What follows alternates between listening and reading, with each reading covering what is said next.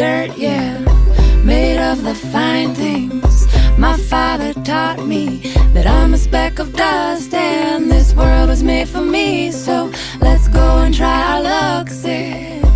I've got my roots down, down, down, down, down, down, down, down, down deep.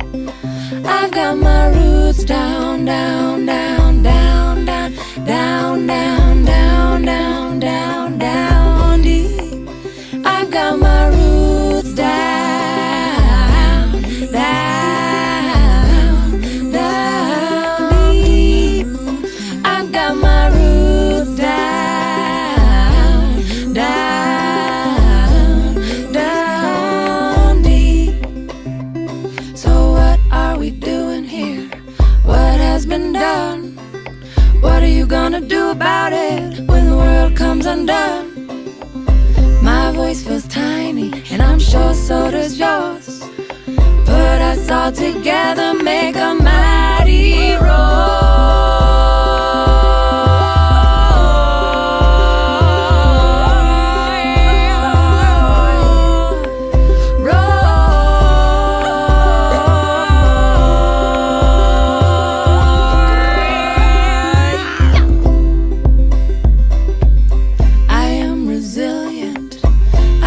the movement.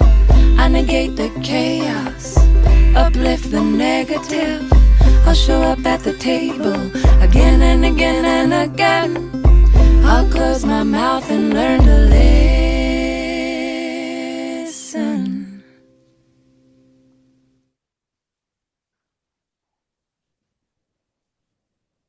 Oh, hello, beloveds. Hello. Blessed morning, everyone. Blessed morning. Many of us were together yesterday, all but you, Stacy. We were together yesterday at Rebecca Bennett's 50th birthday party. This crew was. And it was an extraordinary event with the most uncommonly scrumptious food prepared by Sally's daughter and Sally. And Sweet Tea was there, but I missed you, Sweet Tea. But it was an amazing event, and Rebecca seemed so in her joy and glory. So that happened. Welcome, beloveds. Welcome to this Sunday. I'd love to hear just how you're arriving and if you want to see your beautiful face. How are we this Sunday?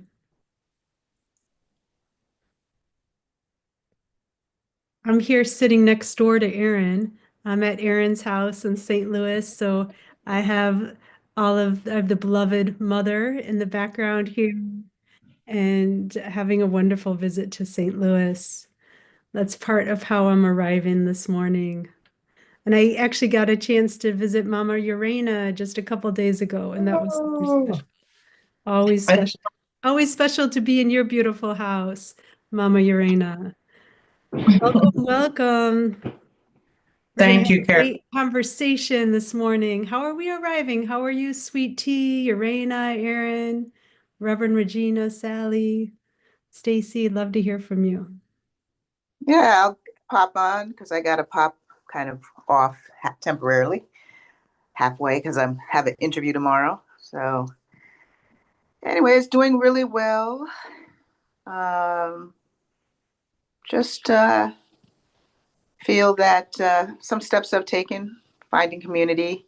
Wonderful to be at Rebecca's yesterday and soaking in all that warmth of her house. You know, that energy was wonderful.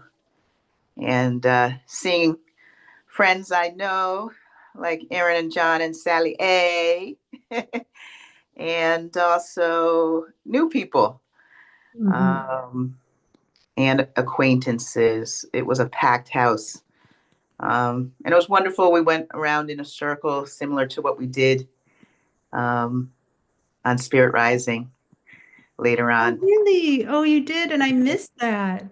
That was after. So sweet.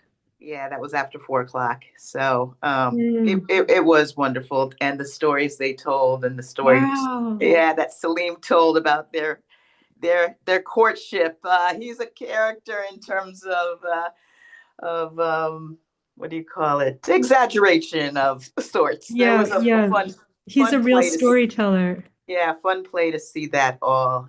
And I ended up getting into an hour and a half traffic jam on my way back. Me too.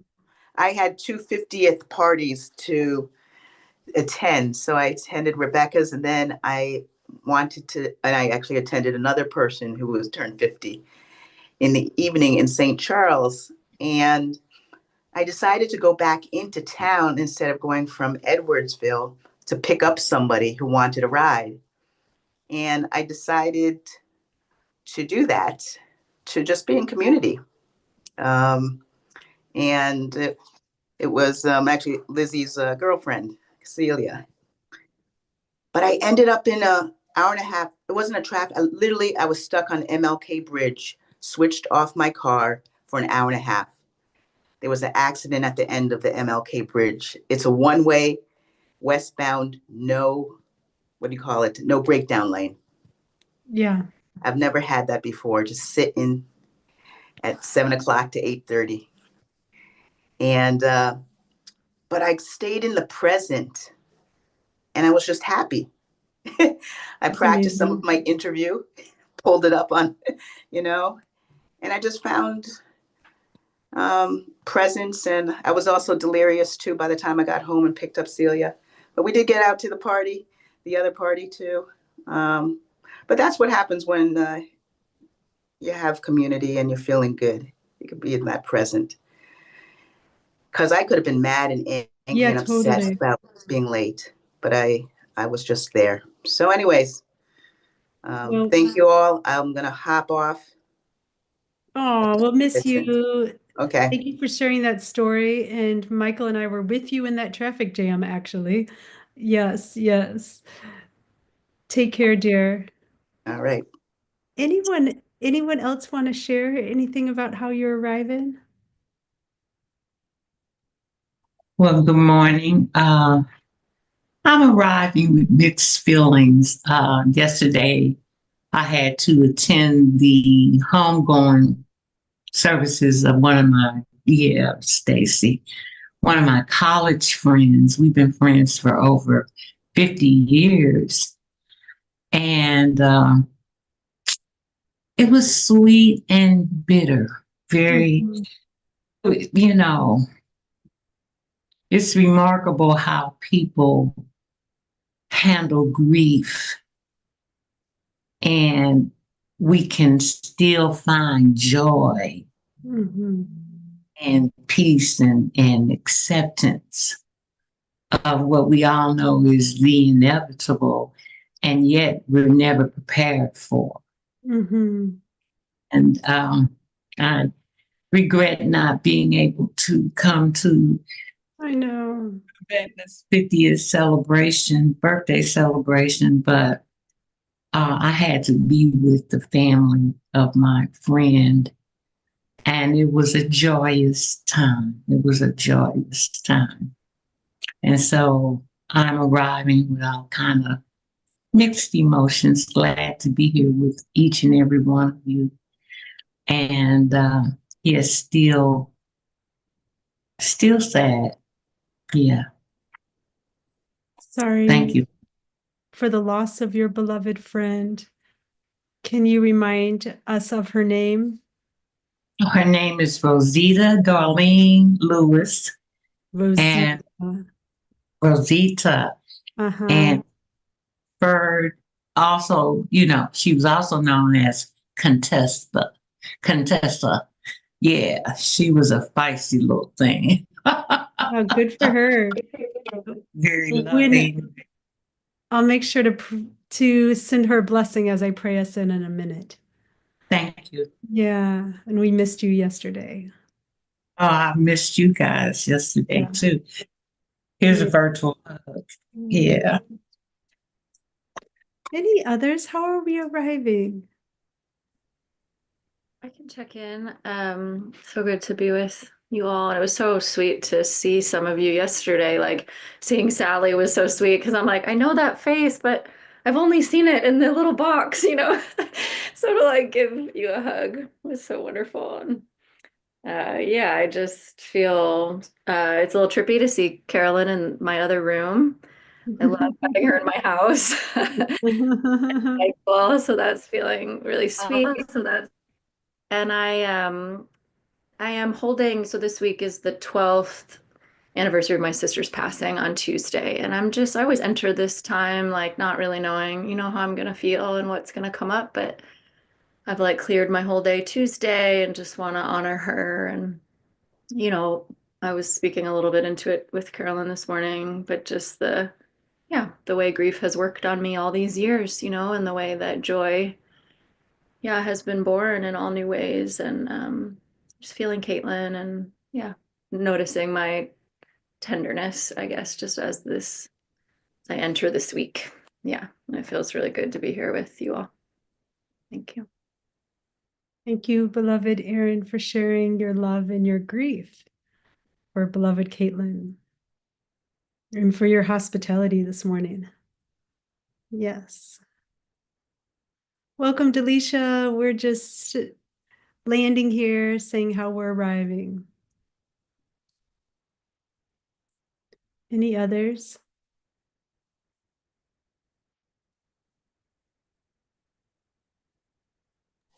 I can't find the Yeah. Oh, the hand raising thing. So jump on in. okay. I don't know where I used to be able to find it. Anyway, I'm arriving quite well. I hurt myself again on Friday, and my body's already healing. So I am ridiculously thankful. That's something that felt like yet another setback is already showing me how I've progressed, because in the past, the healing from a setback wouldn't be happening this rapidly. So I'm very, very thankful. I'm also, and excuse the noise, I'm also thankful I have some lovely gentlemen here who are helping me make changes to my house, including a bathroom that will help with my ability to heal in the future. So I'm really thankful for that. I, not in the same way as Mama Irena, but also have some mixed feelings, because I so wish that my body could have gotten me to Edwardsville this week to spend this week celebrating with Rebecca and my family, as opposed to just celebrating her. I would have loved to celebrate with her. So I'm bummed about that, but I'm also thankful that in this day and age, there are technologies that allow me to do what I was able to do for her, to hopefully make her feel special.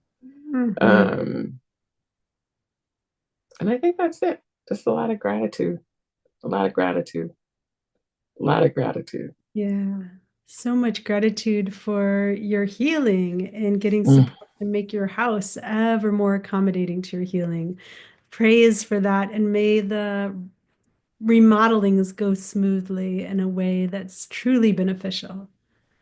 May it be. Your lips. May it be. Thank you. Anyone else want to start us off with a check-in or a prayer request? Because I'm going to pray us in here and bring together these prayers and gratitudes.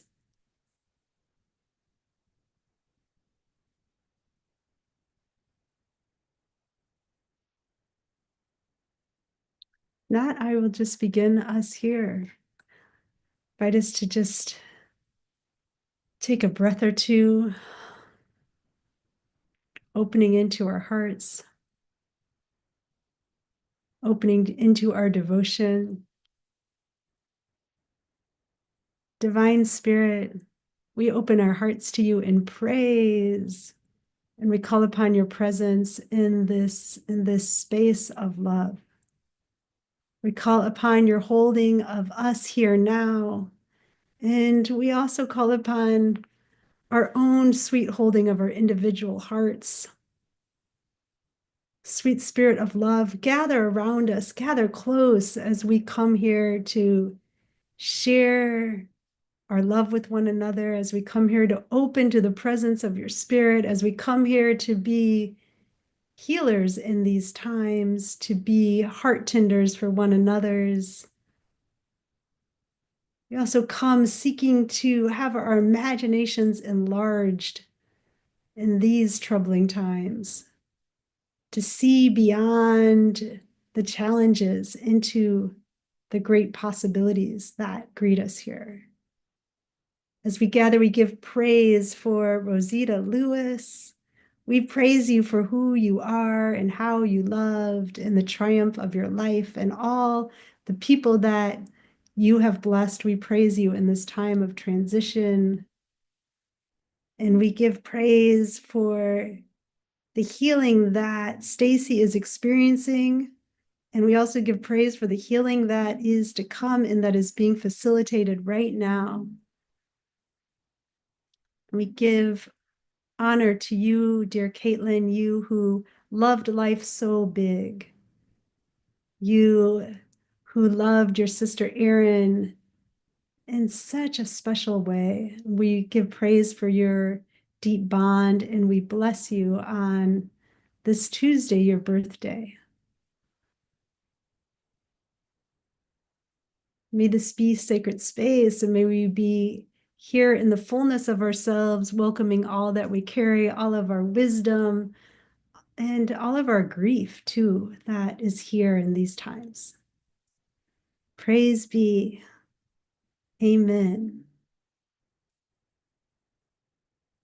Well, welcome, dear ones. Welcome, Delisha. Our driving question today is, what is your resiliency plan?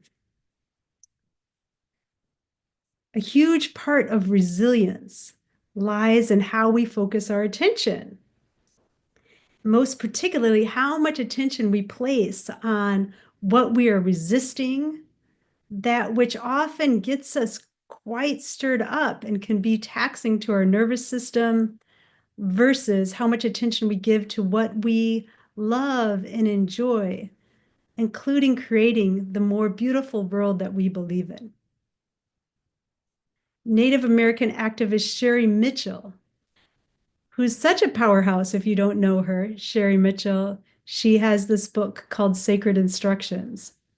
And in it, she advocates that we allocate our attention as follows, that we give 10% of our attention to social and political analysis, which might be the WTF part of our attention these days, that we give that 10% of our attention and conversations thus related, that we give 10% of our attention to resistance, to resisting forces of harm, and that we give 80% of our attention to visionary co-creation or living the lives that we love.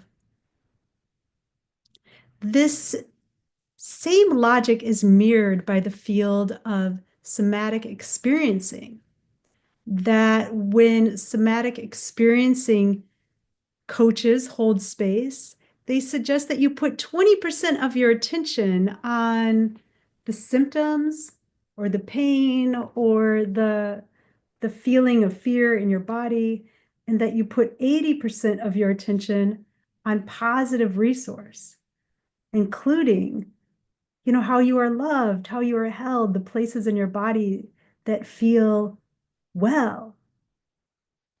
So there's something about this kind of ratio, this kind of intentional allocation of intention that can facilitate healing, not only at the individual level, but I would argue on the cultural level as well. So as we begin, I invite your feedback. What do you think about this recommendation? What is the balance of attention that you are seeking in these troubling times? What is your resiliency plan?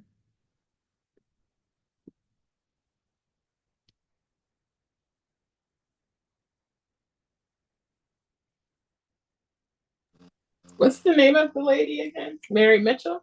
Sherry Mitchell. Oh, You Sherry. got to check her out. She astounds me in a similar way as Rebecca.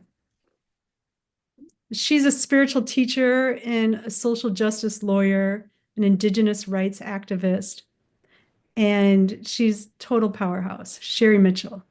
Sherry. Erri, I think. Thank you. Yes. So, beloveds, what do you think?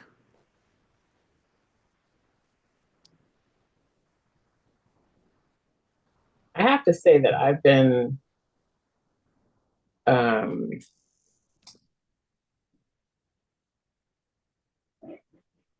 just because of the literal physical need for healing. I immediately, when my one of my surgeons, as I was talking to him, he answered one of my questions. I said, "Oh, good," because I was worried about that. And he stopped right in the middle of the hall, so I stopped too. And he said, "I need you to not worry because you're undoing what I'm trying to do in your body." Wow. And then literally walked me through how worry translates into, and I don't remember the particulars, but how worry translates into cortisol, maybe, or Yeah, totally. then translate. I don't remember the particulars, but walked me through that. And he was just like, "That's not helping us." And I said, "Okay, got it." Wow. And shut everything down. So all of the news that I used to consume, I was hyper alert and aware of what was going on in the world and had an analysis for everything and brought it in to everything that I was doing. Wow. And yes, there's a ton of stress associated with that. And I shut it completely down and told everyone in my life that I was happy for jokes and music and just anything good, but that for the time being, I would not be focusing on the 20% that Sherry's talking about, or the somatic healers. But I wanted it down to 0. And as I've healed, a little bit more has come in. Like I've allowed myself to see alerts, but I still am not digging in to all of that because I literally now can feel how it starts to stress me out. Yeah. And then I associate that with my doctor's words and I'm like, oh, no, not doing that. So this isn't about, I'm not answering your question exactly by saying what my plan is. I'm talking about what my plan has been and how I've executed. And now, even though I'm getting better, I don't have the same appetite for engaging in the world in the same way. There's a greater desire on my part to continue to focus on my healing, which I get is still a part of that 20% because it's symptoms and the hurts and the da-da-da-da-da. But that part I have to pay attention to still. Yeah. So I can't shift into the 80% fully or, greater percentage than that at the moment because I have to be vigilant around the health stuff. But otherwise, I'm just so much more interested in joy, like just much more focused there. And not just my own, but other people's as well. In terms of what I watch, what I listen to, how I hang out with people, like just all of it. And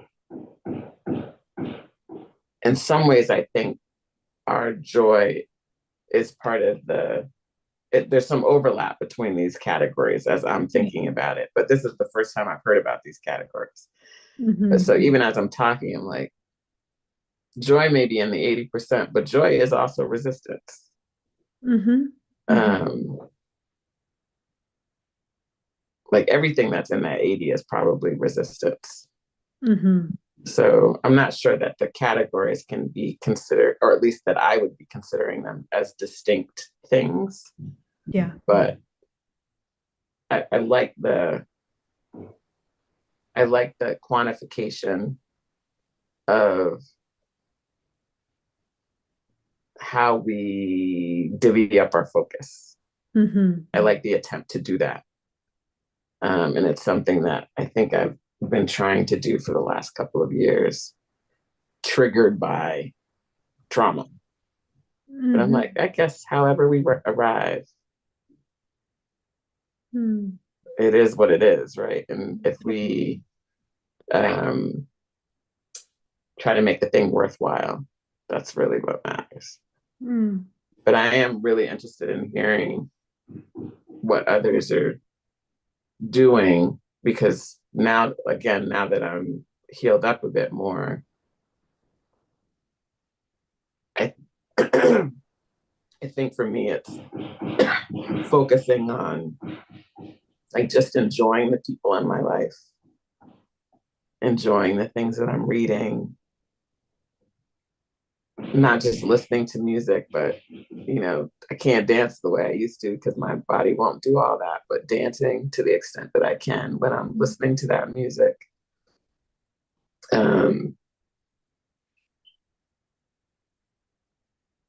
Some of it is, I think what we would think of as more spiritual stuff, but to me, it's all spiritual, frankly. Some of it is meditation, or what others might call prayer. I don't really care about the name. And some of it is just being, as I'm enjoying things, like just like being right in it, as opposed to distracted by something else as I'm supposedly enjoying it, like just enjoying it thoroughly. And that comes into my body in a better way, I find, at least. And then also finding new things, doing more artwork. Like those are, again, practices I think that are helping me, that I plan to keep up. I'll stop there. Beloveds, I'm so curious, what is moving in our hearts in response to Stacy's sharing? I know for myself, I'm deeply moved. Wow, Stacy, what a triumph your healing is, and these choices are, and these changes are, and we feel your joy.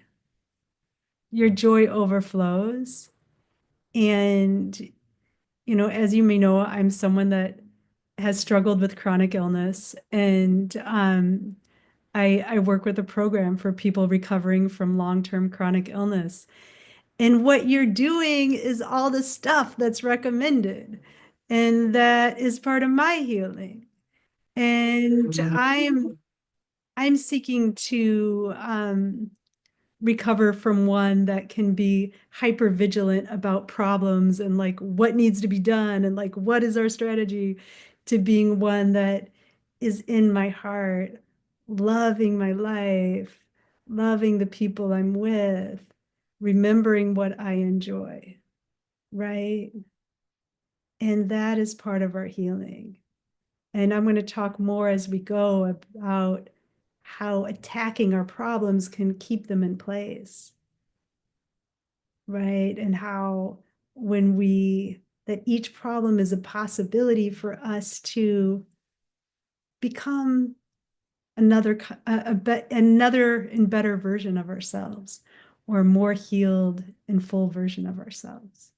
So thank you for being our model here, but just also for the realness of your practice and how you're living.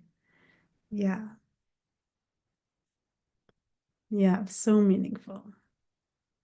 I'm curious about that program. Let's talk. I want to tell you all about it because it's really saving my life. And I get to watch people with serious health issues ultimately become who they long to be through them. Yeah. That's what it's about. It's definitely an opportunity to grow. That's it. But I just realized as you were talking, I'm like, I made it sound all pretty, but I also have lots of stress dreams, even as I'm anticipating returning to the world. That's how I call it. And I know what's causing the stress. It's how's the new me with my new understanding going to adjust to working? Yeah, that's right. When I've only ever worked in a way that is very characteristic of Black folks who have generations of trauma. I've only ever overworked. I've only ever overperformed. So I know where the stress is coming from. And I'm like, those aren't my priorities anymore. Health is, happiness is, not happiness, actually, joy. So yeah, I gave my plan information, but I'm like, that I didn't give the context, which is lots of stresses and strains. But I'm really interested in hearing about that program. And like I said before, what other folks are doing. Because I'm like, whatever tip, tool, trick anybody has that's bringing them some measure of goodness, I'm interested in hearing about it and possibly trying. I got your number, so I'm going to give you a call sometime. We'll have a good conversation. Yes, yes. So welcome, Remedy, and praise for your first curated exhibit this week. We are just checking in, saying, what are our resiliency plans in these times for thriving, for keeping our bodies just alive and our hearts open? Anyone else have something to share here?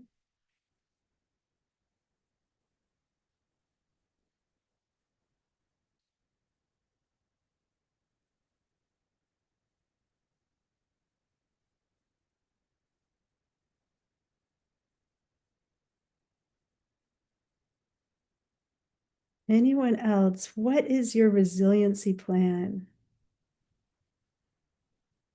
Are you finding ways to gather with others? Are you finding ways to self-nurture? I can share a little bit. I'm appreciating so much, what's been said.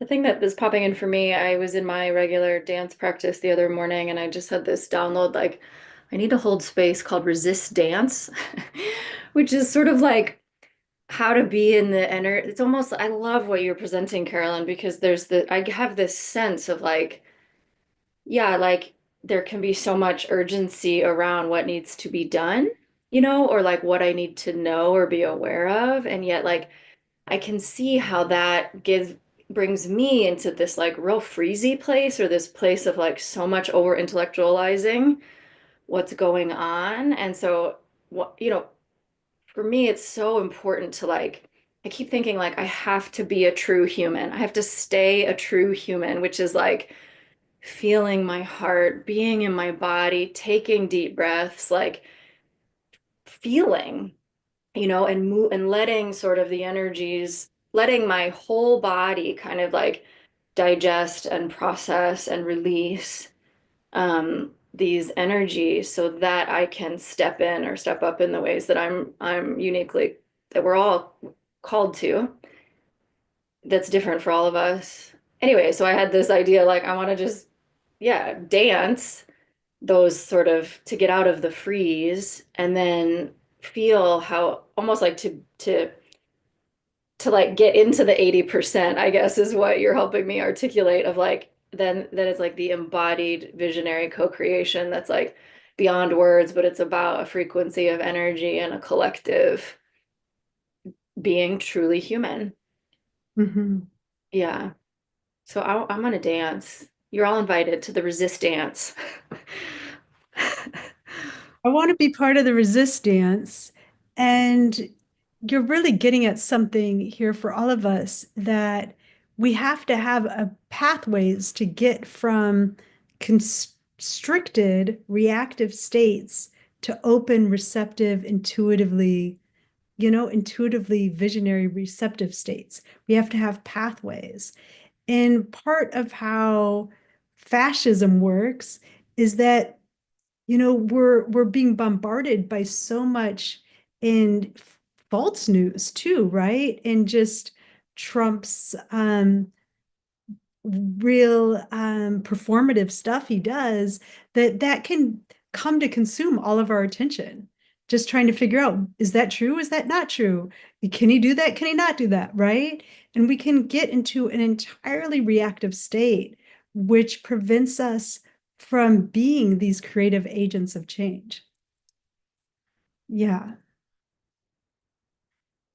Any I'm other? wondering though, based on what Erin said, if I don't know, there seems to be maybe a fine line between reactive versus receptive. Because reacting was, my surrogate dad said to me, I wonder if you're stressing so much because you're attempting to control everything. And maybe what you need to do is to allow yourself to re-enter the world and then adjust as to me, it sounds like what Erin's describing. And allow yourself to adjust. And I was thinking about that, adjusting as reacting to what happens, but there's also a negative way that we use that language. And then Erin, you also said be receptive. And I'm like, oh, maybe that's the better word. But adjusting is the word that's sort of settling in my head. And being receptive, and also, what's the word? When you agile, flexible, to use, dance language. I wonder if some of it is that. I love that. And I don't know, like, I'm really asking these questions as I'm hearing what you guys are saying. I'm like, but not being reactive in the way that you're describing, Carolyn. Yeah. That then holds us hostage to the the tricks and the mirrors. Yeah. Yeah. Thank you for showing us that nuance. Is there anyone else have anything to add here about your resiliency plan for these times?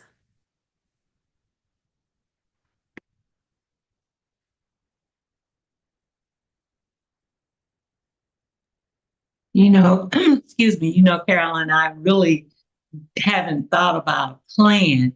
I was listening to Stacy and Erin, and Stacy brought up the word joy.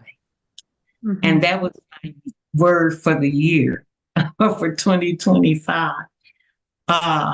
Because I've always felt this pervasive need for more joy. And I remember when you did the mapping on quality time and what we enjoy doing, and it just brought home to me the things that I was not engaging in that I did at one point in time, but no longer, and how I need to go back and implement some of those habits and activities and engage in those activities more. Erin was talking about being fully human in the situation and having this resistance dance, and resistance has been a word that just keeps coming up for me because I keep resisting doing the things that I know will make a difference in my life. For whatever crazy, insane reason, it's there. And, for me, that too creates stress. Yeah. Because I'm going against the inner truth of who I am and what it is that the universe would have me to experience. So, like on yesterday, I had a lot of trepidation about going to my friend's homegoing because I knew there would be a lot of old college friends there, some that I might have been less than friends with. And there was always that tension between us. And so in my new practices, I'm learning how to send love before I go.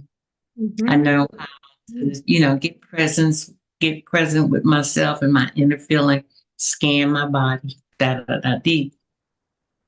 So when I got to the church, I saw a lot of old faces and, I was greeting people, but there was one person there that there was a lot of tension between us. And as I sat there, I didn't see her when I sat down, but she was directly 2 rows in front of me on the left of the aisle.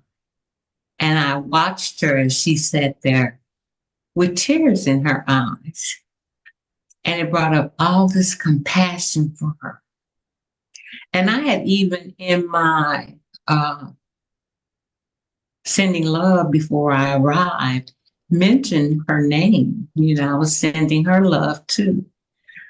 And at the end of the services, I walked over and gave her the biggest hug. And it was so wonderful because it was from a place of love. Mm-hmm. So I said all that to say this. Maybe I don't have a plan yet. I'm going to sit with that this week. But one of the tools that I will try to employ more of, implement more, is loving not only myself more, but those that I have, for whatever reason, have labeled unlovable. Mm-hmm. And to be able to have compassion for them and see them in a greater light in their humanness and in their divinity. Yeah. That's what's coming up for me right now.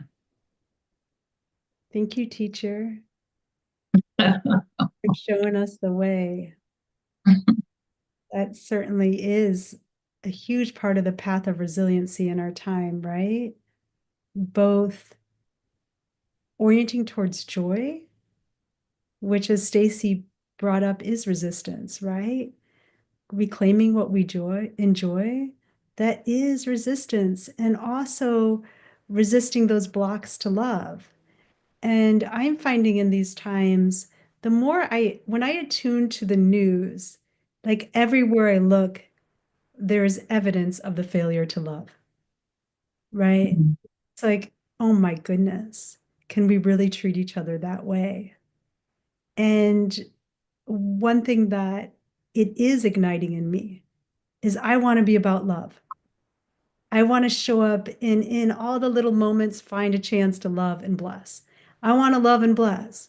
And I may have shared this in this group before, but I went to the vegetable stand to buy vegetables before Trump was elected, but during the election cycle. And whoever the woman was that was selling these vegetables, she told everyone, "My name's Pam, and I'm about love. I'm about respecting people. I'm about sharing." And the issue was, I was going to buy some green beans, but this other woman was about to buy the last bag of homegrown green beans. And the woman said, we're about love. We're about sharing. There's enough green beans to split. So you get green beans and she gets green beans.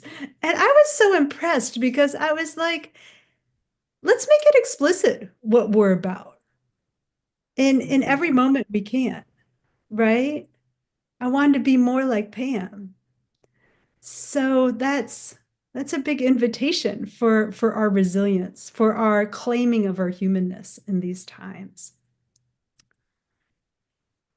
No, Carolyn, I don't recall the vegetable stand lady Pam, but thank you for sharing that. Yeah. Yeah, it touched me deeply because I often think that the haters speak in louder voices, right? And take more opportunity to share their message.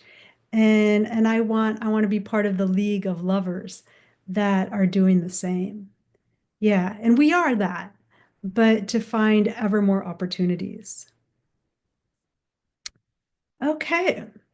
Well, I'm going to switch our gears now to talk about how we can greet the challenges in a resilient and miracle-minded way. So during this time that we're facing so many national challenges, I'm also facing a personal challenge. The offering that my creative partner Lindsay Scott and I are hosting, we call it a year in ceremony.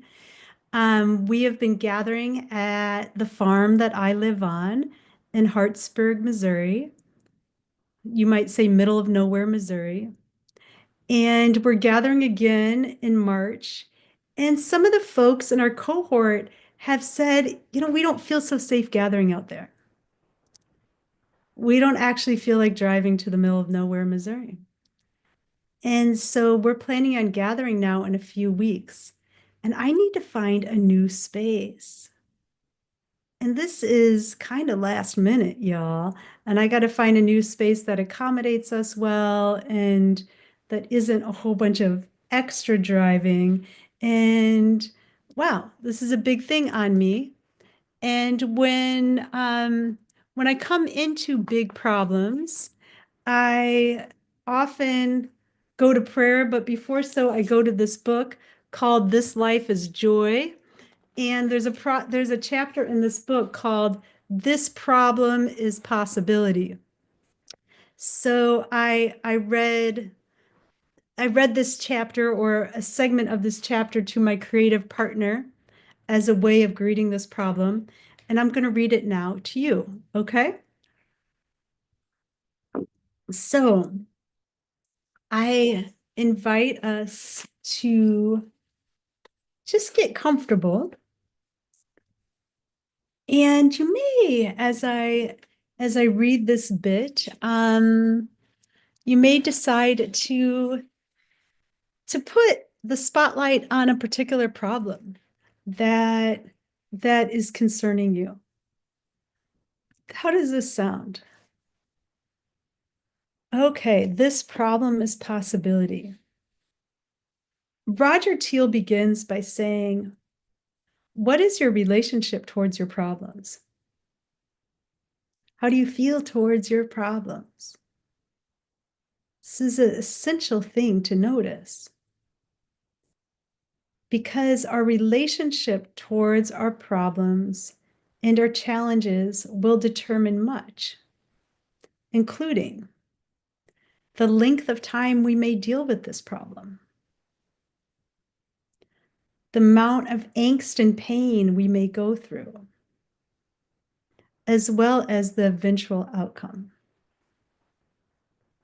Now, this teaching comes from a metaphysical book, but I have to tell you that these teachings are very practical to me because I'm learning that when I'm coming down with a migraine, that if I start to feel like a great resistance to this, and yeah, if I resist the migraine and I resist the feeling and I judge the feeling, that I'm likely to get a big migraine just because of my attitude towards it, towards the felt sensations.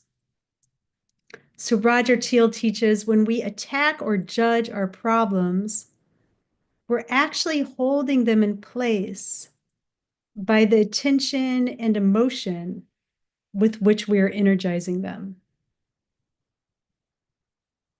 The more we dwell on the problem and identify with it emotionally, we're actually encouraging it in our lives. Or no, not encouraging it. We're actually anchoring it in our lives and imbuing it with undeserved power. This isn't saying ignore your problems, by the way. It's not saying that. Can you say the whole thing again? Yeah. When we attack or judge our problems, I can also send this to you.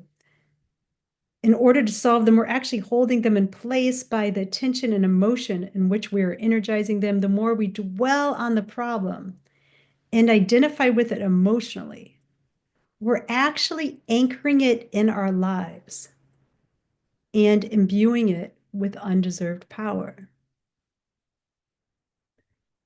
I am one that gets really worried if I have something like a little bit of leg strain or something when I'm walking.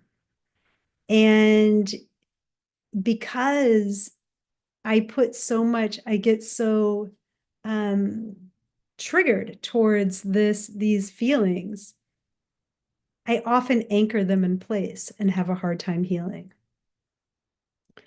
Just played out for me in my life. This reactive approach cost us much in terms of our life energy and personal power. What if we put the picture of our problem into a new frame by adopting the perspective that this problem is possibility or portal? Every problem we have is an opportunity of some sort.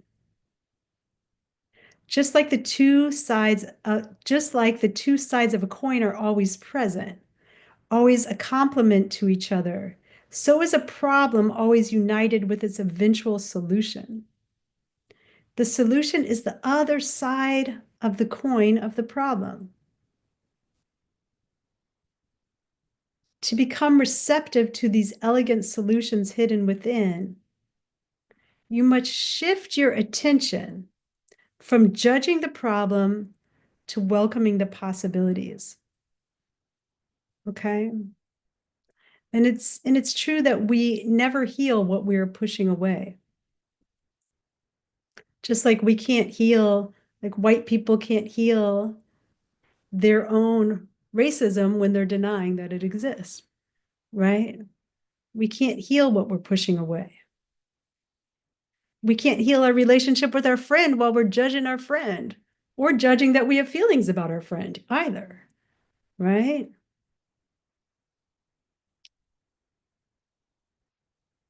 So to become receptive to the elegant solution hidden within, we have to shift our attention from judging, whether we're judging ourselves, whether we're judging the problem, to welcoming the possibilities. The first step is believing that there are possibilities inherent in a problem, even if you have no idea what they are. If you create a receptivity for something great to come out of a problem, both you and the universe will be compelled to bring forth its fulfillment. The empty vessel of your belief creates a space for the universe to flow through as guidance, inspiration, serendipity, and higher order creativity. In this way, we become vessels for creative emergence. Welcome, Donita. Welcome to our community. Good morning. Thank you. So glad you're here. We're talking about transforming our problems into possibility through how we receive them and how we embrace them. So welcome to this conversation. Ashe, thank you. So how is this teaching landing? What's moving in you?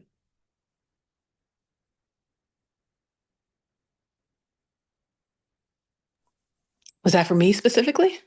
Just for Oh, anyone. Okay. Anyone, yeah. And for you too. Yeah, I just joined in, so I'm looking forward to hearing more. Wonderful.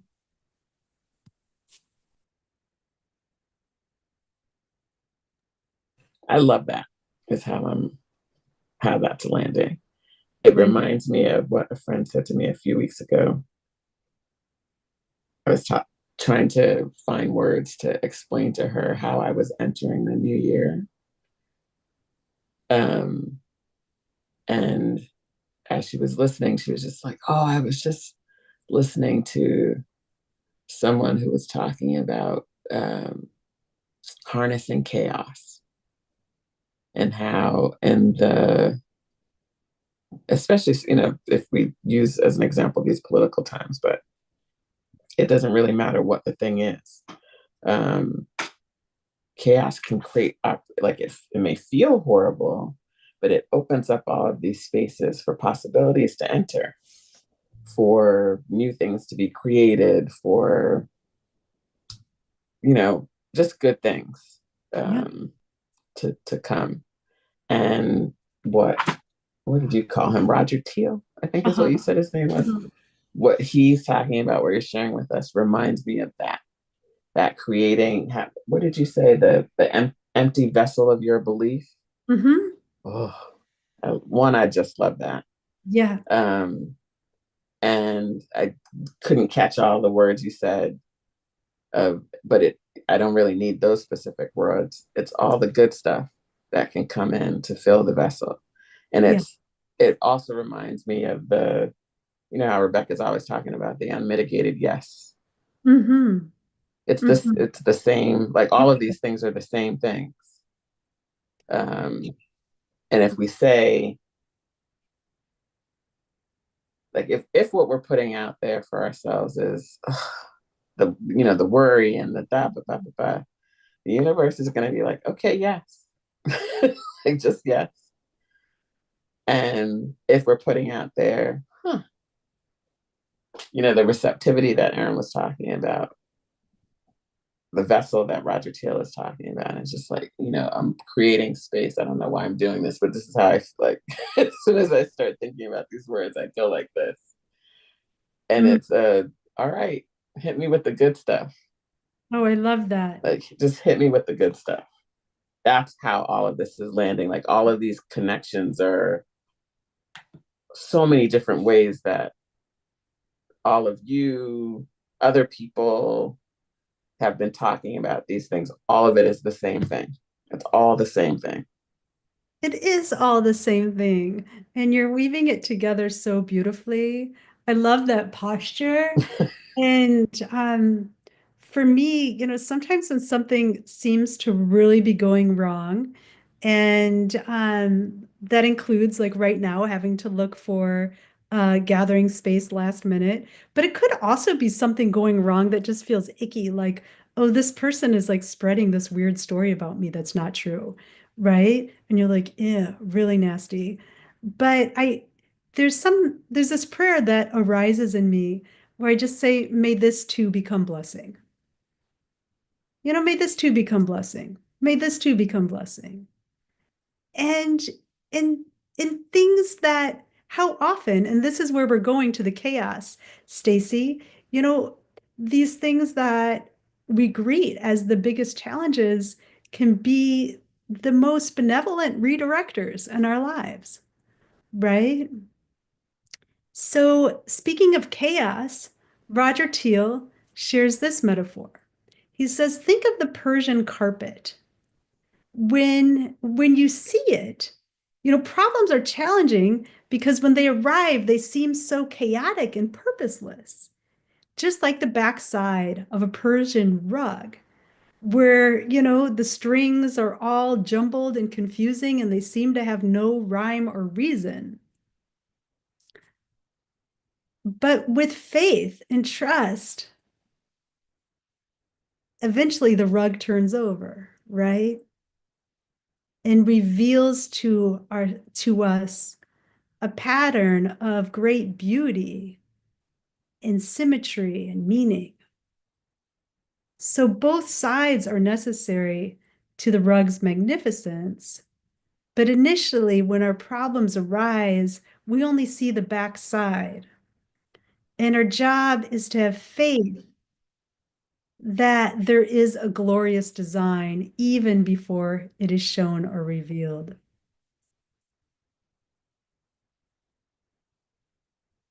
Does this resonate? Any of you ever have a Persian rug kind of moment in your life journey where you're like, what is this chaos? There is no rhyme and reason. WTF? Why is this happening? And I welcome you to share what has been your Persian rug moment. I hate that I'm speaking so much, but I just want to offer up a weird thing. It's such good medicine coming through you, Stacy. This is going to seem weird, and I hope Erin doesn't want to slap me after this. But one of those weird backside of a Persian rug things for me is death. And similar to you, so it's my mother, not my sister, Erin, but my mother passed, 34, going to be, I think, 35 years this summer. And, you know, when you lose someone that significant at a young age throughout your life, you know, you're having those conversations with people about what that loss meant. And there are so many things I learned, so many ways I've grown because I lost my mother. Mm-hmm. Now, if you ask me, the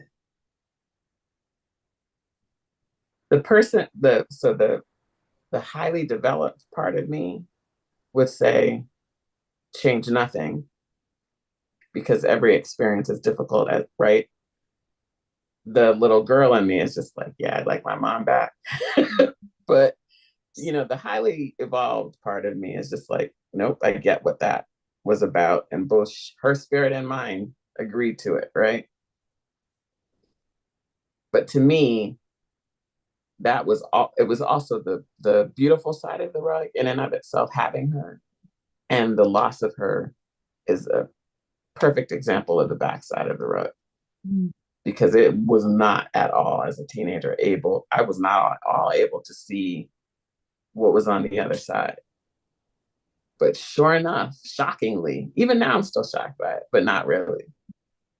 There's all kind of beauty on the other side of that rug. Mm. So don't slap me, Erin. No, I hand it over to you, Erin. I want to hug you, Stacy. I don't want to slap you. I want to like everything you said just resonates so much, you know, and I actually had a spiritual teacher shortly after Caitlin died say something, and my sister died by suicide, you know, and she said something to me like, you chose this. And I was like, fuck you. I mean, I literally was like, no, no. Like I was like, I get that on some level, but like, do not say that to me, like, because all I want is my sister back, you know? And for me, like the experience of losing Katie has been like, I love this empty vessel of your belief, but for me, it was like I couldn't even, there was nothing to believe in. It was literally like the empty vessel of surrender. Mm-hmm. It was like, I'm gonna stay alive, but like that's about it. And it allowed me to experience like grace, just like grace and mercy and like a love that was holding me that like I couldn't even think. There's nothing, there was no belief there. It was literally like free fall and like, oh my goddess, like there's love and there is beauty and there is light. But I didn't believe my way there. It held me. Mm. When my Mama Urena was talking, she talked almost immediately about the beautiful side of the rug. And you know, I know I'm not trying to speak for you, Mama Urena, but this is what I heard. You got there faster, and maybe that's because you're infinitely wiser than I was as a teenager. But you know, it does. I hear what you're saying, Erin. That grief Ugh. But who knew that grief could be a vessel? Who Totally. knew? Mhm. Yeah. That's why I'm like, when I think about it, like, yeah, that's really it. What you're talking about, Carolyn, or what Roger Teal is talking about with that rug, Mhm. Mhm. death, and you could extend it to loss generally. Yeah. Yeah. Oh, You, and Aaron, I too said fuck you. I was just like, when you said it, I busted out laughing. Okay, I'm really gonna stop talking now. yeah. Gosh. Erin, it's so meaningful what you said about it wasn't the empty vessel of your belief. It was just the sheer absolute crushing emptiness of grief, right? Just there's nothing left here. I surrender, right? And you are evidence. Who you are is evidence of grief's alchemy in you, right? Of this alchemy that's gone on now, did you say 12 years? 12 years, and for you, Stacy, now 30 years, 30 some years, right? That this grief, that was the very thing that you said absolutely fuck you to, has become part of this transformation, this becoming of who you are, is a beautiful, beautiful testimony. And that doesn't mean that there's not a place for the fuck you, right? Or, there's a place for all of that. And there's a place we find each other in moments that that the other is, that our friend is so in it that they're totally in the backside of that Persian rug. And there's no way that they're going to be able to see even a glimpse of order or hope in this space. And that's a holy space too, right? But there's also this strengthening that comes from just having this little belief that spirit is here in this too, right? In this too. Thank you for the sharing of your deep, deep journeys with grief, both of you. Yes. Can I jump in really quick? No, no, Donita, not quick. We want all of you. We Okay. want all of you. Okay. We're so delighted. One, this just the way I was able to get here in terms of this meeting, in terms of knowing that this exists, in terms of my journey to St. Louis as I've recently moved here, Mm, has really been divine. And I've asked for spiritual guidance in that. Um, my the way I'm able to connect is my father, who is behind me on my background, mm, um, died by suicide when I was 2. mm, My mother, who came here the last year of her life to St. Louis, um, passed when I was 19. And so losing both of my parents before I turned 20 was a lot, to say the least. And my father, who is not only my father, but a I don't want to say globally recognized, but a someone who is well known in particular in the music business, and his passing was very um devastating to music lovers and the Black community who really loved him. So um I think because I was so young when they both passed, um the grace that I received in particular with my mother is she gave me just enough tools to get by in life, where everything essentially that I needed to know to be a good person and to have character and to have belief in grace and space, she was able to give me that in the short 19 years that I had with her. And I'm eternally grateful for that. So when she did transition, up until the time the doctor said she have 24 hours, um, I was able to let her go. And in letting her go, in even knowing what that meant at that age, such a young age, one, I had a moment of my belief in a higher power. Very briefly at my mother's funeral, following my mother's funeral, I was getting into the car, and I don't know what propelled me to ask the driver to turn on the radio, but I asked if he could turn on the radio. And of all the songs and all of the times, and it's a rarely played song in particular on the radio, but my father has a song with Roberta Flack called "Back Together Again." And Mm, I knew in that moment that my mother was with my father, and she was going to be fine. And I literally lifted my hands up like, "Oh, okay." And to have it so like literally as I'm leaving the funeral to have that moment, it has given me amount of grace and sanity that has kept me since September 3rd, 1998. And mm, so with that, going back to my father, the I guess the other side of the rug is, as I learned to heal, or maybe not so much heal or even grieve my mother's loss, like I had that sense of peace that she was gone, but I still lost my mother. And so I went straight into work and surviving and learning how to support myself. But I didn't really sit with the grief. What I did was I said I would never hurt like that again. And so there's parts of me in my life that has been great and that I've excelled and I've been able to travel the world and I'm grateful for. But there's another side of loneliness mhm, and not opening my heart and being vulnerable that has been the kind of gotcha in this.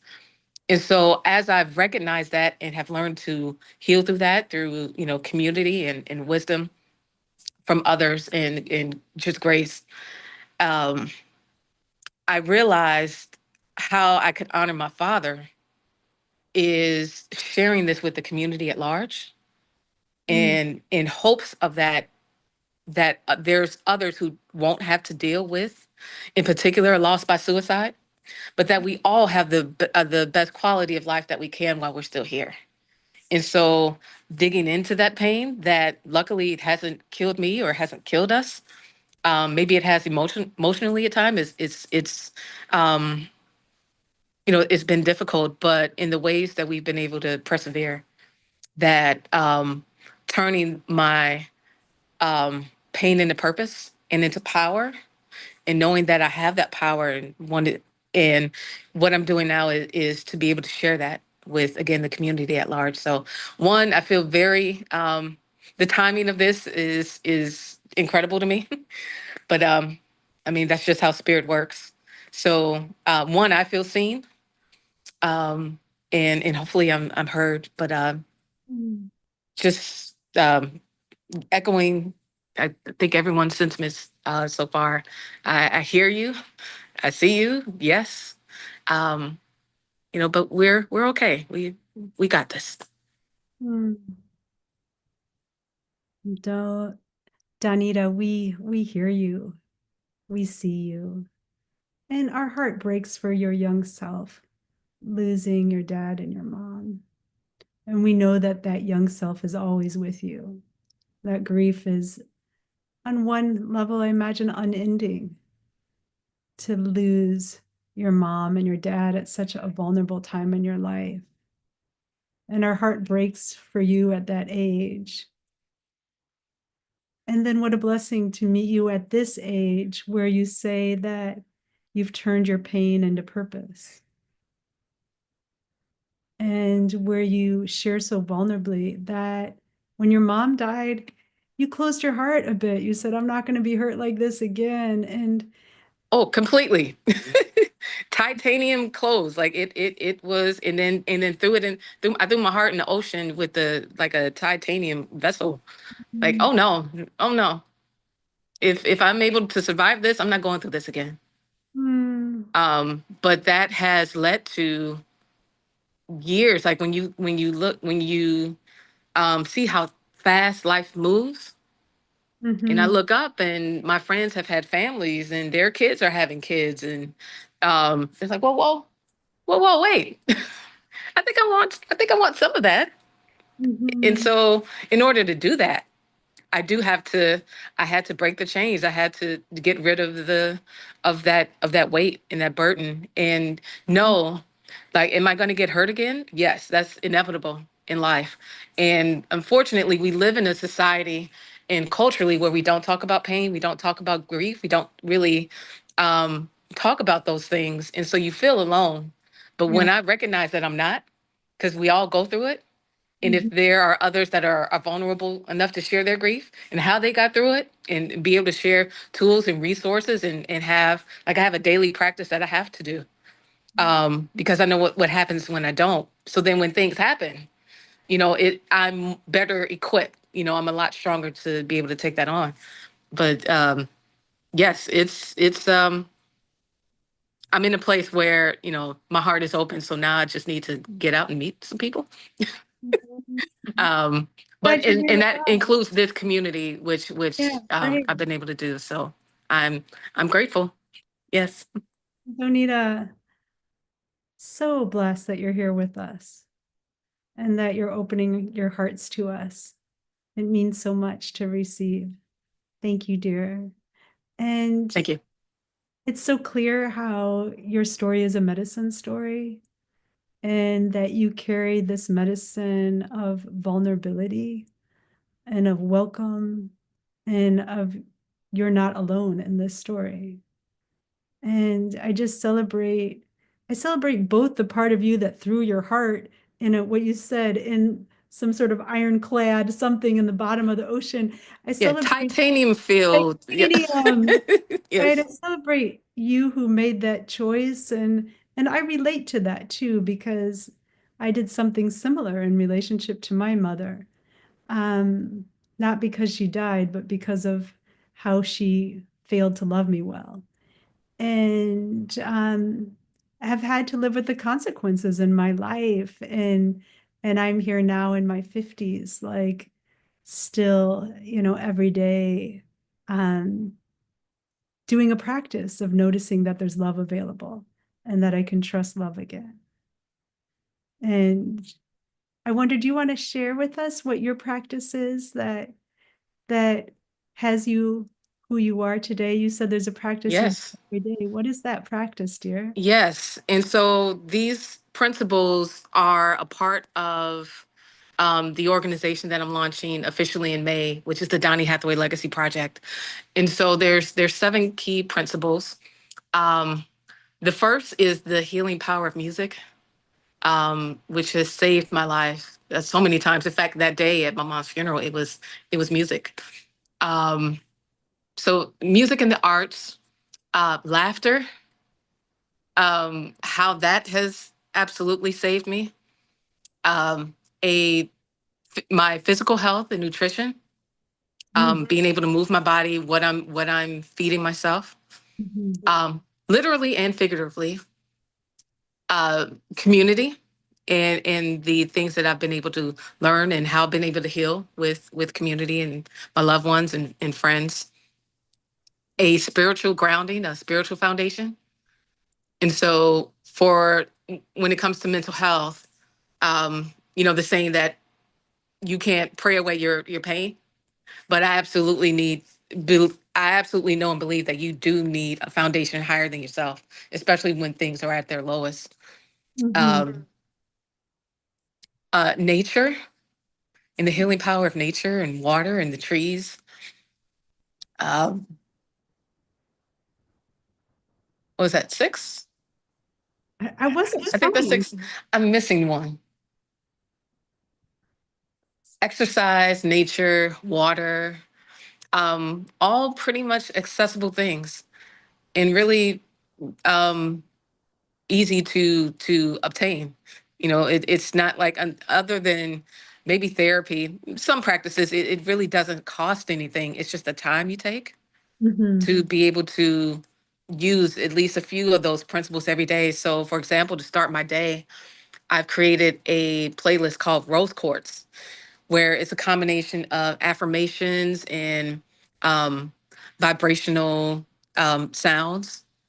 And it's a cluster of that. So before I go off into the world, I make sure I ground myself in that. And that I say thank you.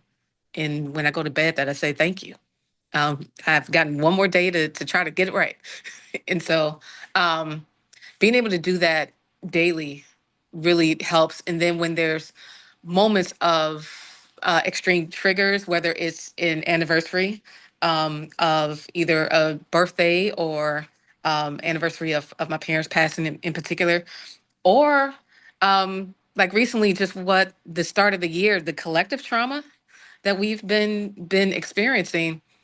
um, I know I have to go into my wellness tool box and pull out some other things. And like before I go off into the deep end, let me ground myself. And I'm a Libra, and so I'm very much a believer in balance.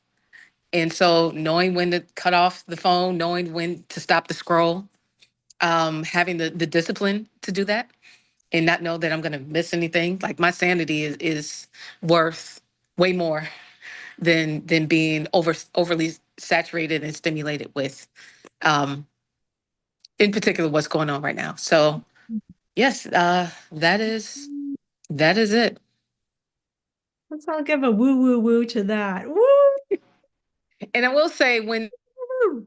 really bad, I give myself 3 days to really sit in whatever that is, whatever that discomfort is, or anger or hurt. I give myself 3 days, like almost kind of like three strikes you're out. But after that, if it's still um in particular getting worse, then that's when I can get my um, carrier pigeon out. Like, hey, check on me. I'm not doing well. And I know that's not easy to do because we live in a society where we really don't know how to ask for help or receive help when it comes. But through my life experiences, I have learned how much is too much. And sometimes, I think what this the Persian rug is representing is because I know the growth that can come from the pain and the trauma. I will let myself sit in it, but just not too long. I know when to say when. Um, so that was a small tangent, but I think it's in both parts are important. I'm going to just say a quick response and then hand it over to you, Sally. Danita, today's theme is, what is your resiliency plan? And here you come showing up out of the blue with a fully fleshed out resiliency plan. I mean, you just offered us, I mean, it's amazing. I wish I would have met you yesterday and I wouldn't have had to make these notes, really, because you just offered us a 7-step resiliency plan that is so balanced and obviously an outgrowth of what you live in the healing journey you've been on. It's like, wow, sign me up. Sign me up. And this could be a future Spirit Rising. Really, really beautiful to receive what you're offering. Tell us once again the name of the project or foundation, and also about in the name of your playlist. And if your playlist is something you want to share, just tell us those. Yes. Organization is the Donny Hathaway Legacy Project. We are going to do a full launch in May for Mental Health Awareness Month. Website I will put in the chat is donnyhathaway.org. Shameless plug, I'm looking for board members, which I'm trying to solidify by the end of the month. So just shameless plug. If there's anyone who's passionate about mental health, and in particular the intersection of mental health, community healing, and the arts, that's me. Rose Quartz, I have 2 playlists on Spotify and Apple Music. I will throw those in the chat. Cool. And yes, did I answer? Was there one That's more? exactly it. That's exactly it. Yes. So Yeah. some of us are going to be jamming on rose quartz, and I'm going to hand it over to you, Sally, and I'm going to run to the restroom as I do. Again, it's always amazing how everything seems to happen right on time in Spirit Rising. Danita,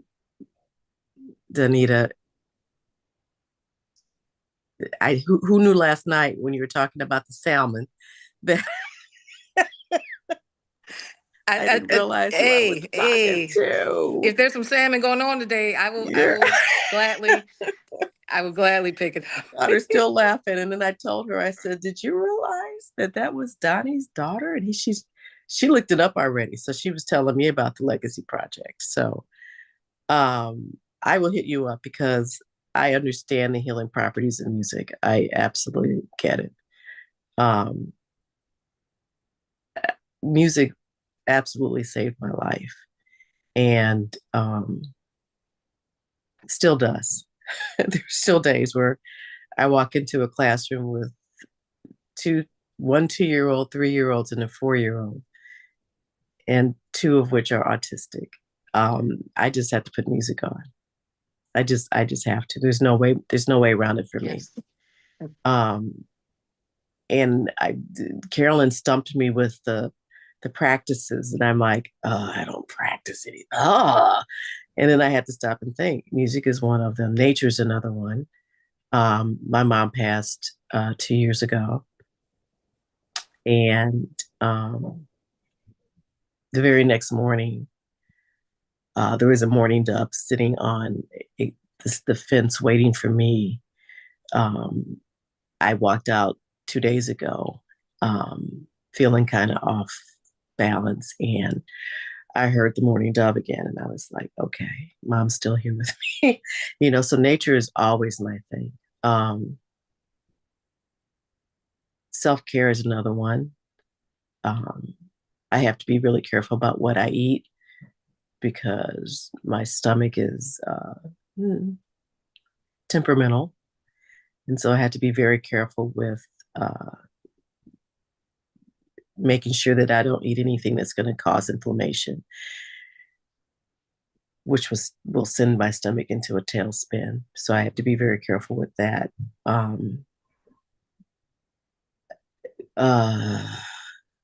Did you also get a massage last night too? Yeah. I did. Baba Kelly, who I've been like, please. Once I found out that was something that he did, like, help me. Yeah. So That's the other part of my self-care. I need to go back in and do that more regularly.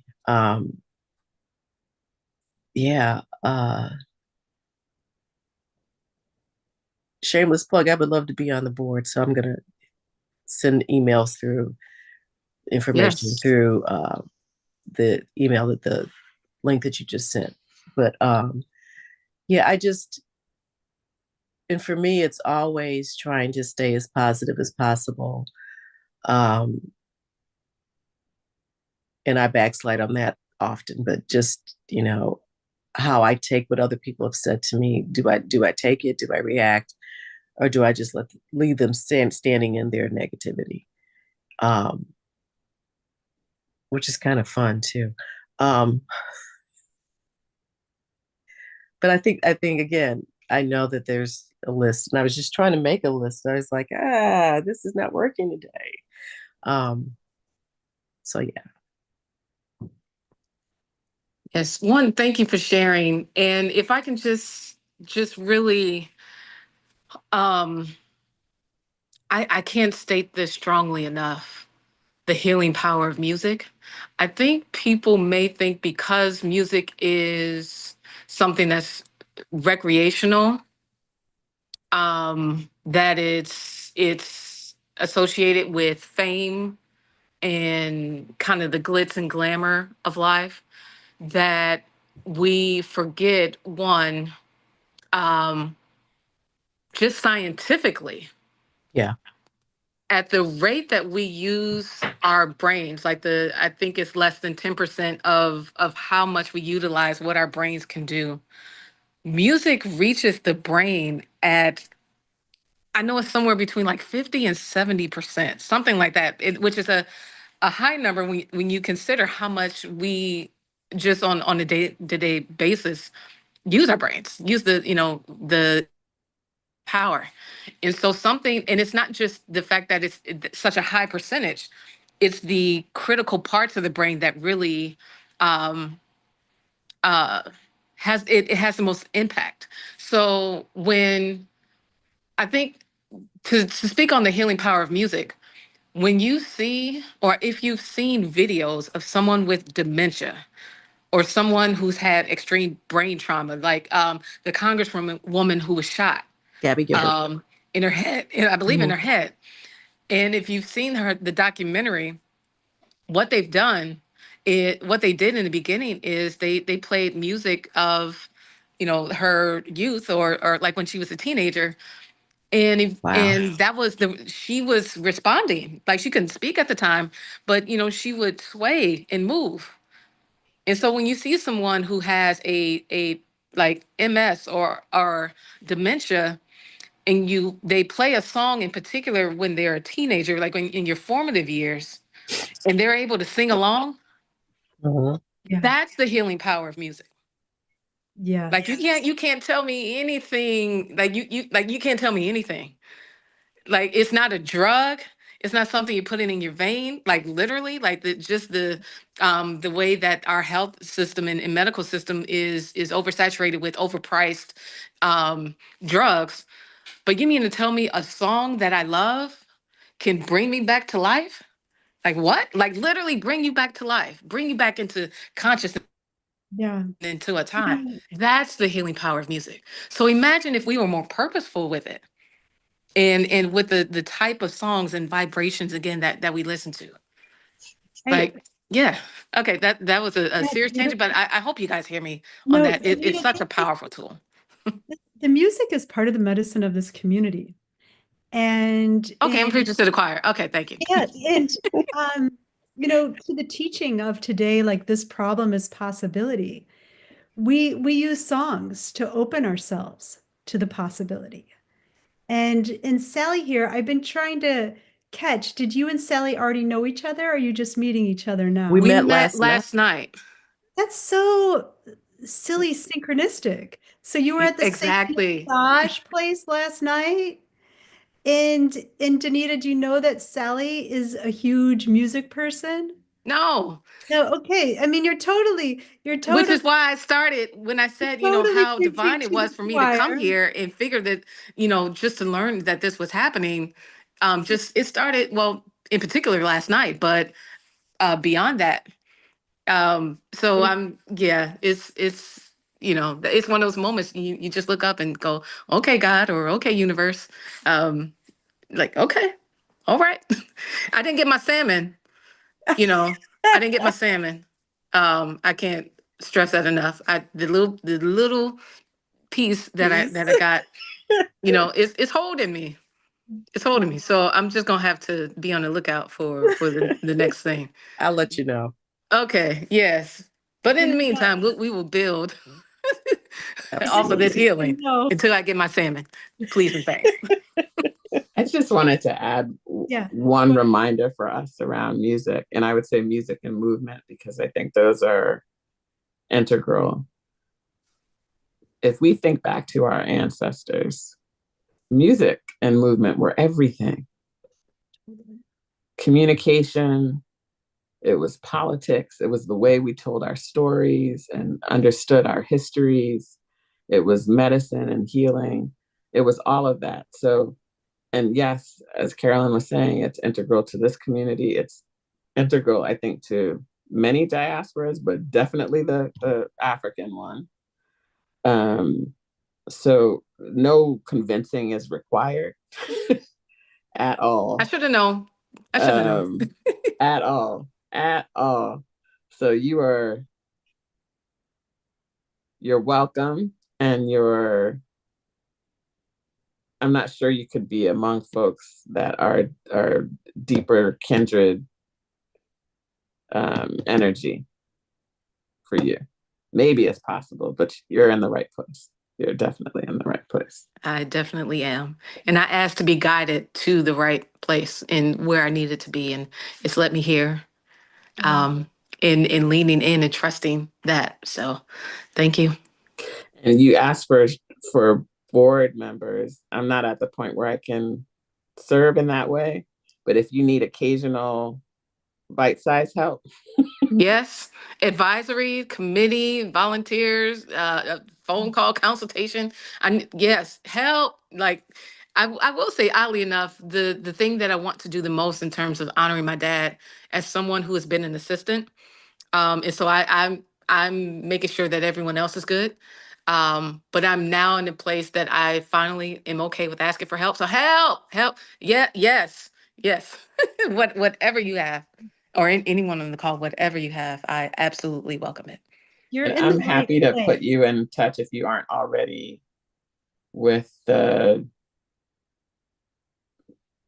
can't remember the formal name, but it's like the Museum of African American History in Nashville.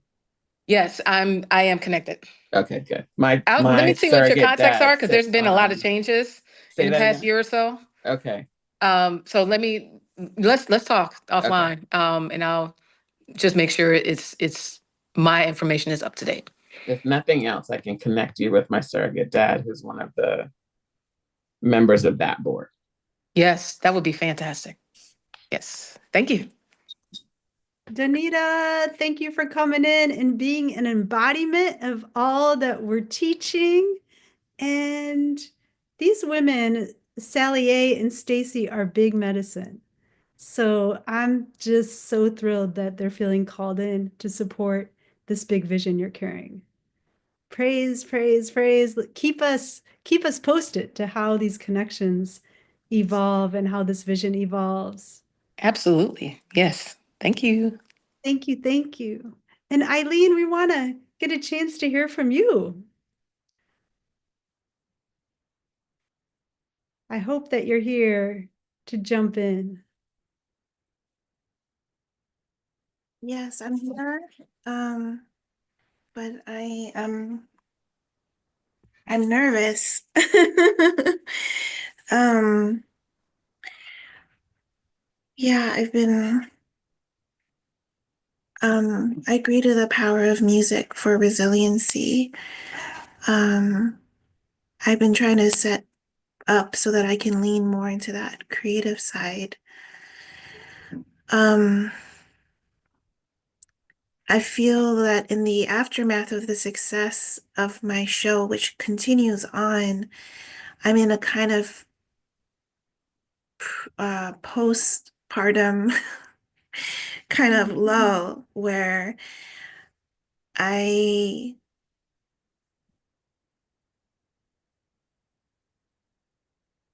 listened to a podcast or an excerpt from an antidote to failure, certainty as an antidote to failure. And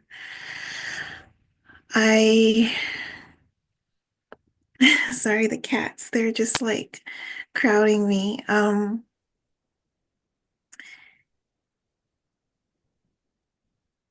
This has been very resonant for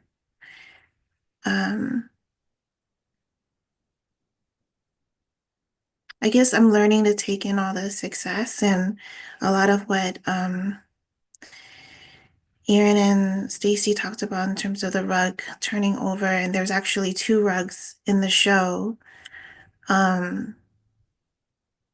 Is that I thought no matter how well I'm feeling, I knew for certain that the show would, because I had collaborated with so many wonderful people, that it would be able to come across. And that message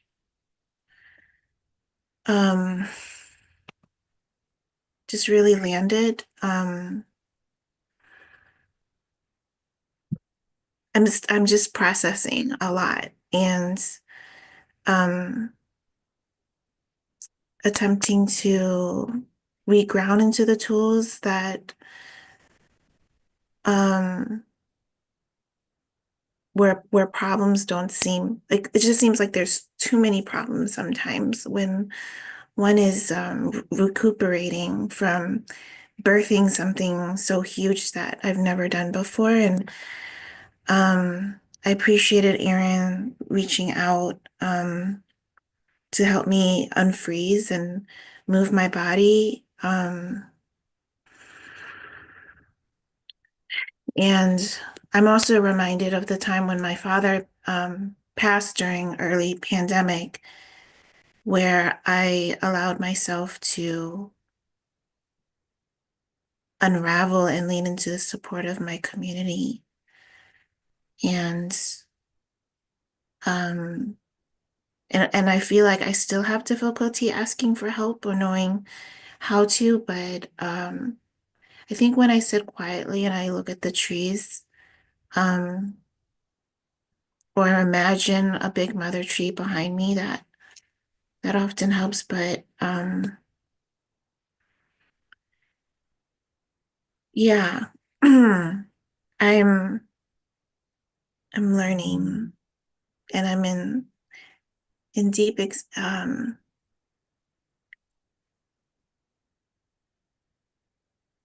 needing time for reflection to um and and I'm very interested, Tanita, in your community health arts project, as I am an art therapist as well. And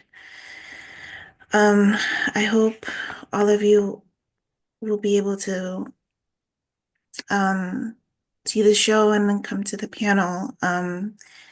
It just, I couldn't, it my wildest dreams like believe the reception that of how it gave people hope. Mm, Um mm,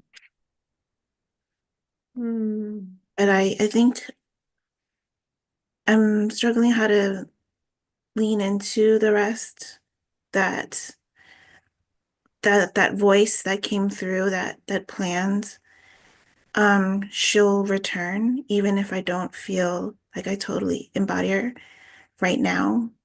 mhm, um yeah. mm, mhm. Eileen, may I just reflect back and make sure that I received the fullness of what you were sharing. I'm hearing the bigness of what you birthed, sister. You birthed something big and beautiful that brought people hope, that made big waves, that people showed up for. You birthed that. And and right now you're feeling the need for some holding as you recuperate. And there's a feeling of kind of maybe postpartum discombobulation. You didn't use that last word, but I'm wondering if that resonates. Yeah, postpartum discombobulation. And you exerted a lot. You really did a lot to bring that forward. And I want to reassure you just that I think our creativity takes us through such cycles, right?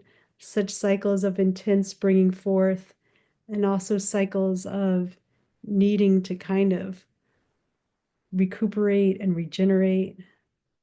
And it feels so right that we might need some good holding in that time as we integrate. And I want to say how proud I am of you. And I wonder if you want to just take a moment to take in your community's celebration of your big birthing. Does that feel right? Yeah, just take us in. Where is your artwork hanging right now? Where is it being posted or? um the work that I curated is at the Kranzberg. Oh, um okay. And it's a variety of artists that Eileen brought together. Okay. You yeah, they're all women of color. woo, woo, woo, woo. And there's Is gonna there a way to experience it if you're not in St. Louis? Mm, You can I'm just not say sure. no. I know they're gonna document the show, but I Okay. don't know if they're gonna make a virtual tour. They're thinking about even extending it because of how well received it's been. And um yeah, I'll let you know, Stacy. I'll send a link out if that's become something Well, possible. congratulations. I hope Thank you. as you're processing and um, recovering, I hope celebration is part of that. Because as we would say, you did the damn thing. So I hope that's a part. I hope that is a part of your processing.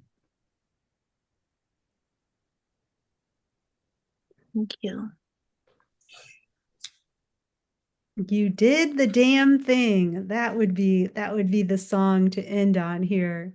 You did, dear Eileen, and you're not only an extraordinary artist, but you are a community leader and a community organizer.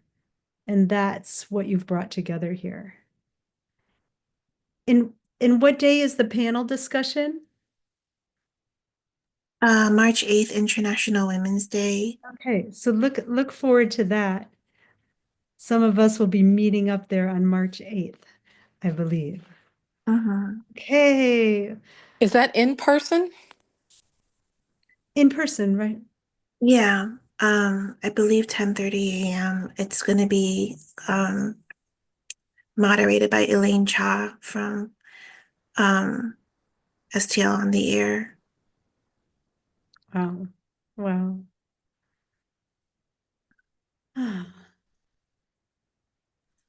I'm I just rejoicing here. I think I'm just, I don't know, like overwhelmed Yeah. and wondering why I feel this sadness after. Like I feel like I should be just beaming, but I don't know, it's strange. And then there's this pressure to kind of keep going and ride that celebration wave. And I think I'm being hard on myself and judging, and it's yeah, I'm s- sort of trying to find ways to detach and distract myself from maybe even talking about it too much, and to take a break from it, even though it's like so important. Um, but yeah. Yeah. Do whatever you need to do. Mhm. Eileen, The think rest about how of us much can, work you did yeah, I'm like, the to rest of get us can there. celebrate while you're, Yeah. So right now it's a I do that a lot when I do my programs. I after it's over with, I'm like, what do I do next? And I'm like, sit down and sit down, and and isn't just it really relax. common for artists Yeah. to, Yeah. like, there's often this, I love the language that Carolyn used around postpartum. Hmm. Like, it seems to be a very common thing for artists to have this kind of experience that you're describing, Eileen. I'm going to add to my hope that you um, experience joy and just add on to it and give yourself some grace. You don't need to do anything. Just just be. Like, just you did a lot. Think of yourself as a mother. You just did a lot. And the normally grandmothers and aunties are around to take care of that baby so that you can relax and recover. It's all right. It is all right. And we, like I was just Thank you. saying, we can do the celebrating for you, because I don't think anything's gonna stop us from doing that. Because I, I I only know you from this space, and I'm super ass proud of you. That's pretty incredible what you did.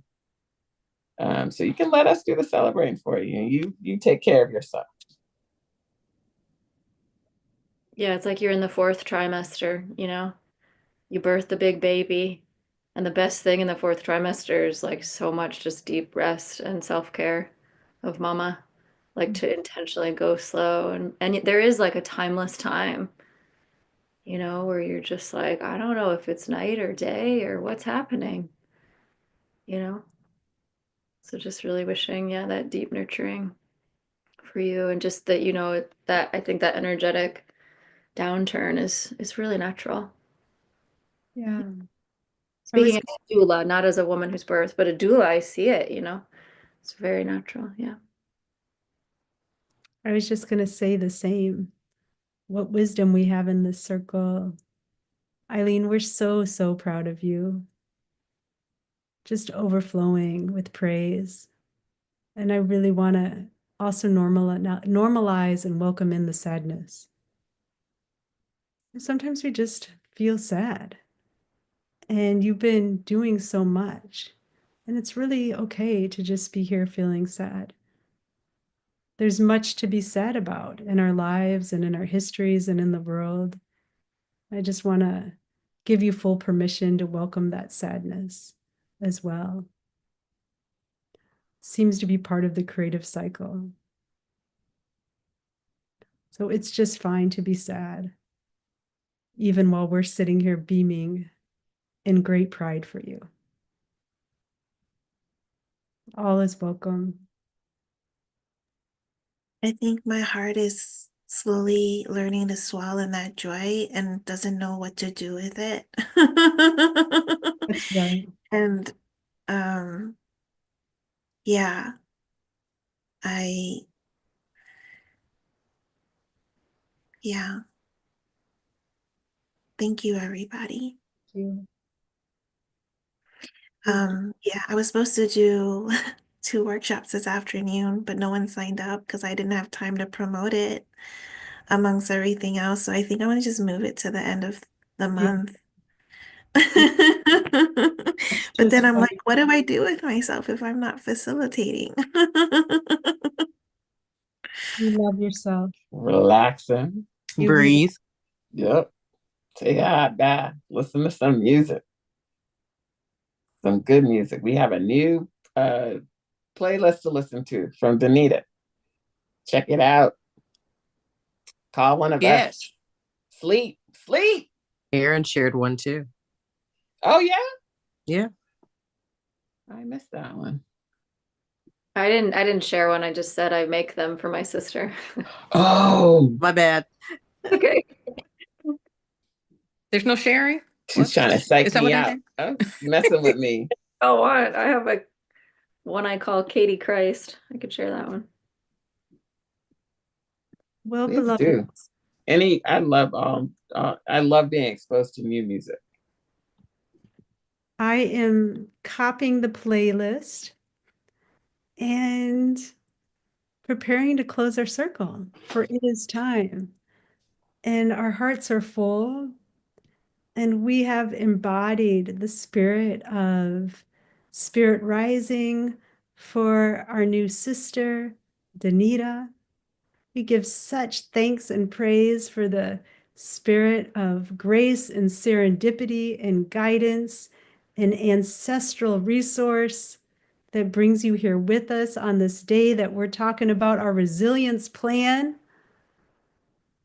We give praise for all of the grace holding us in our lives during these turbulent times. We give praise for Eileen, our artist organizer, creating this big exhibit that is bringing people hope in these times. We give praise for Erin for your resist stance. And we give praise for all the ways that we're showing up for ourselves with love, with joy, with humor, the ways we're showing up for one another. Erin, we give praise for you blessing this college friend, not so close friend that you didn't have great harmony with, and giving her this big hug.